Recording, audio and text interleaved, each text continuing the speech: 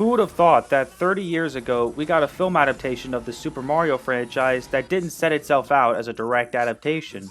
Nowadays, we have a true effort in a cinematic experience with Mario.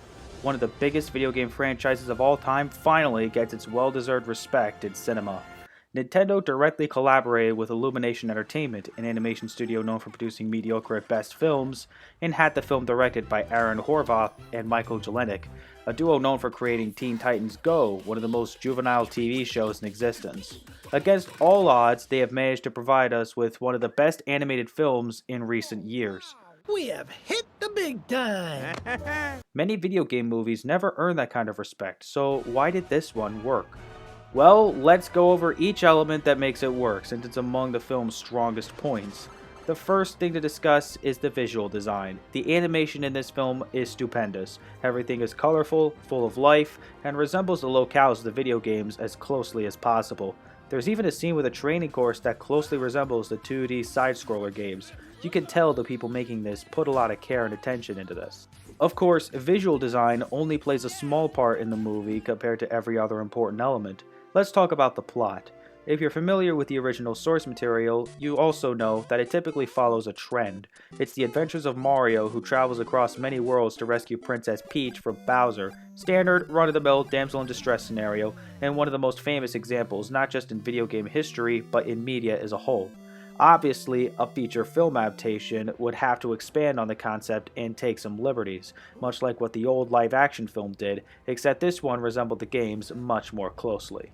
Mario and Luigi, played by Chris Pratt and Charlie Day, are plumber brothers in Brooklyn, having recently started their business. But right now, they're struggling.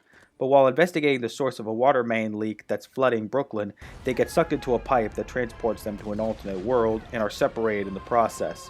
Luigi ends up in the Darklands, where he is captured by the minions of the evil Koopa King Bowser, played by Jack Black, who threatens to destroy the Mushroom Kingdom using a superstar that he stole unless Princess Peach accepts his hand in marriage. After years of being sworn enemies, I will ask their princess to marry me in a fairy tale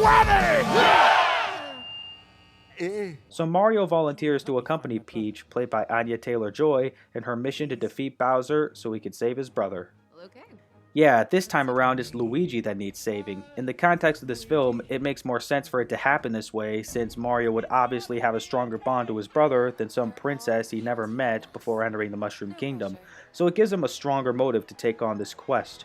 Also, it allows for Peach to be more fleshed out than she was in the games, being portrayed as a no-nonsense leader. We are going to stop Bowser. How?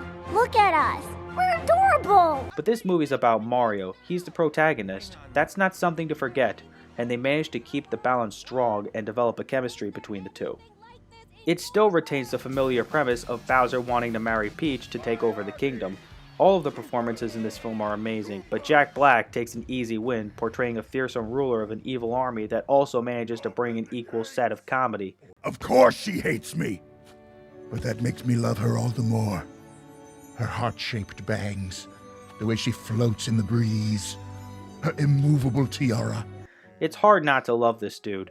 One of his finest comedic examples in this movie is when Bowser sings a love ballad he wrote for Peach. It's the last thing you'd expect him to do in a Mario movie. Peaches, peaches, peaches, peaches, peaches, peaches, peaches, peaches, peaches, peaches, oh, yeah! Oh! The film also features Donkey Kong, played by Seth Rogen, and his father Cranky Kong, played by Fred Armisen. The Kong army that Cranky rules over in the Jungle Kingdom plays a part in the adventure after Mario defeats Donkey Kong in a mid-air coliseum. Even after earning the army, Mario and Donkey Kong hold a rivalry, often taking jabs at each other. Dude, is this you flirting? This is painful. I was trying to be nice. You are so embarrassing. A princess would never go out with you. Yes, she would! I guarantee she would! But as the film goes on, the rivalry gets more and more friendly. This is especially true during the third act. It's just awesome watching them work together. One element that's definitely borrowed from the games is the power-ups. The Super Mushroom, the Fire Flower, the Tanuki Suit. There's a lot of power-ups in this movie, but it's clear they were saving some for the sequels. But aside from the power-ups, there's also connections with other video games Mario has appeared in, such as Super Smash Bros. And Mario Kart. There's a whole scene that's clearly taken influence from Mario Kart. It's constant eye candy too. People put their heart and soul into making this movie. The soundtrack not only borrows music cues from the games, but mixes them all together into a cinematically structured score. It's a Mario movie that's overwhelmingly pleasant for both the eyes and the ears at the same time. The licensed songs that were used in the film were a welcome surprise. I certainly wasn't expecting to hear tracks like Holding Out for a Hero, Take On Me, and Thunderstruck, but man, it's awesome. They even got Mr. Blue Sky in there too. I guess Chris Pratt must really like this song because this is the second movie I've seen him in to use this song, the other being Guardians of the Galaxy Volume 2. This movie is a masterpiece, and I didn't think I would say this about an Illumination movie. Sure, it's based on a video game too, and not just any video game. It was based on Mario, and that's a hard adaptation to get right. Not only do you have to account for the elements that make the game work, you gotta also have a confident story to go with it. Somehow, this film manages to do both at the same time. It looks like Mario, it feels like Mario, it sounds like Mario, and allows for its own version of how it all started. Right now, Shigeru Miyamoto has plans to make other Nintendo products into movies, and the possibility of a sequel is definitely out in the open. This is the Mario movie fans need. If you haven't seen it yet, and you love Mario, then stop missing out already. Woohoo!